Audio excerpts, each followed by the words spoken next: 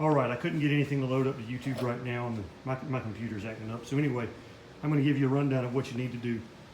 You're going to need the grill brackets, which go between the grill and the radiator support. They bolt in here and here. I don't have the bottom bolts in because everything is mocked up right now. You're going to need the eyebrows, headlight bezels, bumper and bumper brackets. You need this filter panel, and there's also a plastic filter panel that has to go on top of this, and it takes up that space right there. The 74 fenders do not have these two holes in it right here, so I had to drill those in there. These two line up even on a bent fender apparently. Your hood latch is the same. The 69 hood latch or earlier model hood latch, all of this is the same except for this piece is in dead center. That really shouldn't matter. This is going to bolt to the grill when you get that there.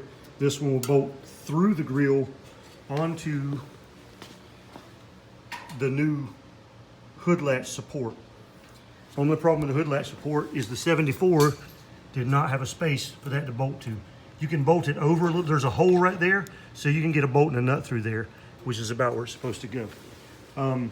So the big things you're gonna need is the park lamps, the bumper brackets of course, your filler panel and your plastic filler panel, headlight bezels, eyebrows, grill brackets, and hood latch support. You're gonna have to drill holes in the subframe. I've got this bumper just sitting there, just because the holes don't line up, and this bumper's twisted, so I didn't want to put the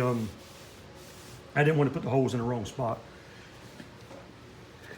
Anyway, that's the gist of it. Now your headlight buckets and your headlight rings and all that stuff, that can stay. There's no problem there. You are going to need the fasteners to fasten all this stuff. Like right here and right here, your fenders will have the clips, those little speed clips on there. These two bolt in here. If you get, I think the different year models have more holes in them. I'm not positive on that, but no, that's the headlight.